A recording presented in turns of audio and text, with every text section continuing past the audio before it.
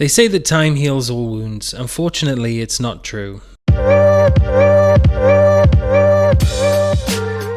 Narcissistic abuse causes the kind of wounds that can last a lifetime if not properly treated.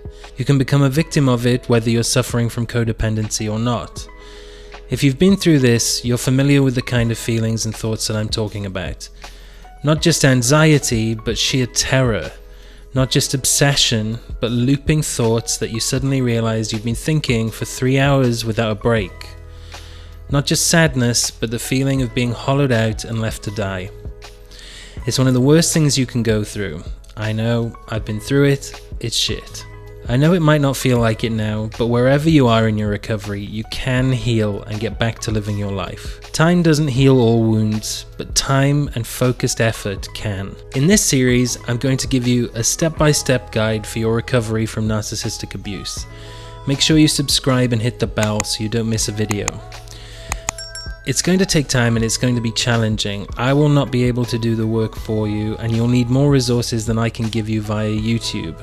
But with this roadmap, you'll learn what you need to get unstuck and start making real progress with your recovery. I'm going to be talking primarily about what are commonly called grandiose narcissists.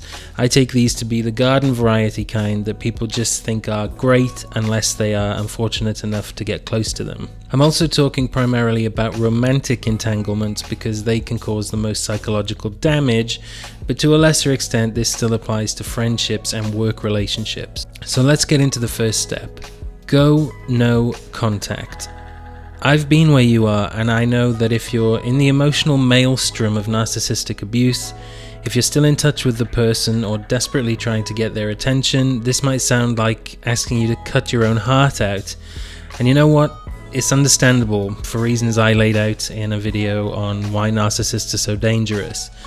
But going no contact is the only way to begin your recovery. You might still be thinking it was real love, and it might have been for a short while, but it's got a sinister chemical component.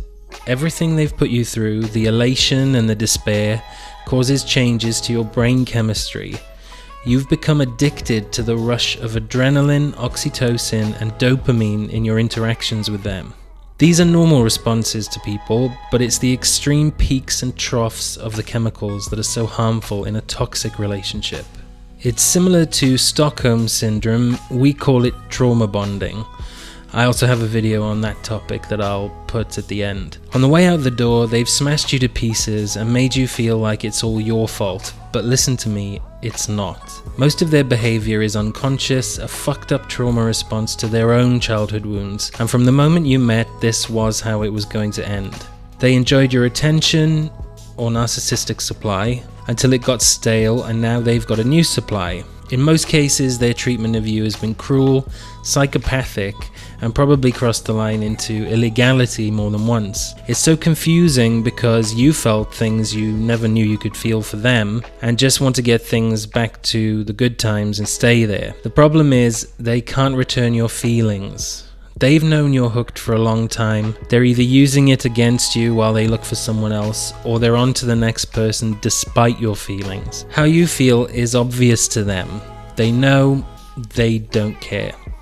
Whether you've been driven to realize the person you're with is narcissistic, or you're in the aftermath of being discarded, trying to get back in touch with them, the best, but also the hardest thing you can do is go no contact and cut all ties if you can. If you're in a situation where that's not possible, such as if you're co-parenting, you can work on what's called grey rock and begin getting enough emotional distance that you're no longer seen as a source of supply. The important thing in either case is to stop poisoning yourself by interacting with this person. Their admiration has turned to contempt, and they will not be kind if you keep pursuing them. They've got the keys to your psyche. They don't believe moral or legal rules apply to them, and if you keep pushing, they will have no qualms about causing severe lifelong consequences for you. Cut off contact totally if you can, as much as possible if you cannot. Cut them out of your life completely. Block and delete them from social media, block and delete their number in your phone, go to any lengths to block contact with them. There's a 50-50 chance that once you withdraw your attention, they'll try and get back in touch. I urge you not to entertain this ploy. They haven't changed their mind, They're just feeling a note of insecurity because they thought they had you in the bag. Many of us fall for it, but please, if you possibly can find the strength, cut off whatever avenue they use to get in touch so that you can begin healing.